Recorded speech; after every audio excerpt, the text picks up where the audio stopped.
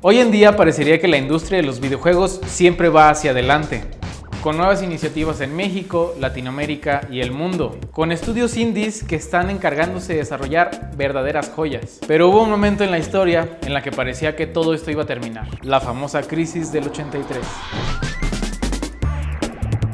Primero debemos entender una cosa, que los videojuegos no son solo un medio de entretenimiento, sino que desde las mismas entrañas de este bello arte interactivo, no deja de ser un negocio. Muchos habrán escuchado esta data, pero la industria de los videojuegos genera muchísimas más ganancias que la industria musical y cinematográfica juntas. Aproximadamente 255 millones de dólares anuales, siendo México el consumidor más grande de toda Latinoamérica. Contando con más de 76 millones de jugadores activos en México, representando tan solo 2.300 millones de dólares de ganancia anuales tan solo en esta región.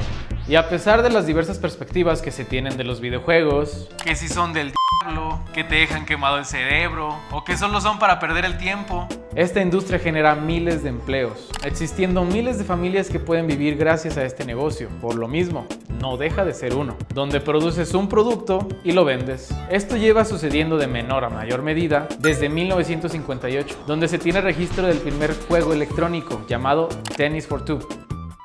A partir de ahí, la industria evolucionó a niveles inesperados, cada vez superando las nuevas tecnologías y maneras de cómo hacer videojuegos. Pero poco a poco, a lo largo de los años, llegando a los 80s, la industria comenzó a saturarse de tantas propuestas, y los refritos del refrito, mientras que los jugadores solo consumían el mismo juego, aquel que ya habían probado cientos de veces en otros títulos sin saber que era el mismo producto.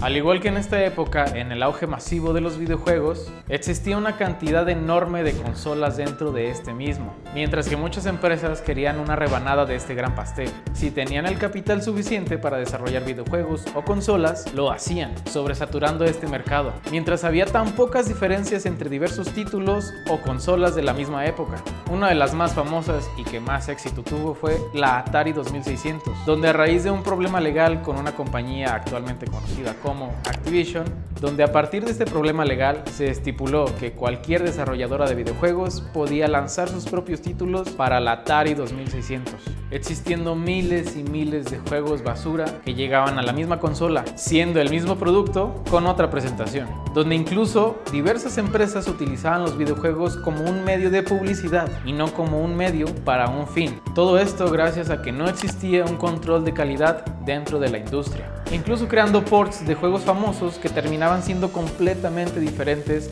a lo que era el producto original. Estamos hablando de T.E.T. y Pac-Man. Aquí es donde se empezó a priorizar la cantidad antes que la calidad, provocando que los gamers se cansaran poco a poco y así dejaran de consumir este mercado. Otra de las razones por las que llegamos a esta crisis del 83 fue el auge de las PC al inicio de los años 80, en la que muchas desarrolladoras apostaban por crear videojuegos para este sistema, ya que podían crear videojuegos mucho más complejos y elaborados, siendo una mejor opción para el usuario, por su practicidad con el trabajo y por la diversión a la hora de jugar videojuegos. Desde ahí comenzaban los dichos de ¿por qué te compras una consola en vez de una PC?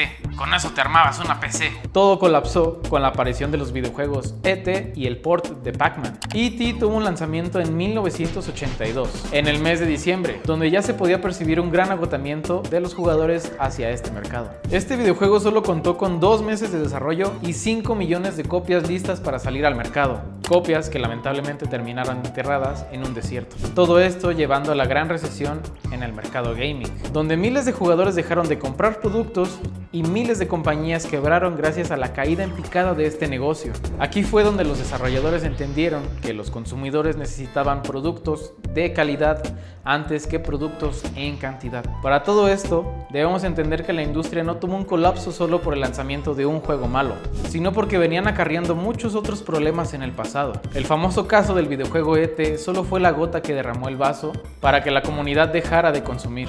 Así que ahora nos quedó el registro de cómo no se debe llevar un negocio en el mercado, pensando que sus consumidores no van a preocuparse por el producto que están comprando. Por eso es tan valiosa la historia, porque nos ayuda a orientarnos y a no cometer los mismos errores del pasado. ¿Y tú? ¿Qué otro acontecimiento crees que marcó la industria? Cuéntanos en los comentarios y síguenos para conocer más sobre la historia de los videojuegos.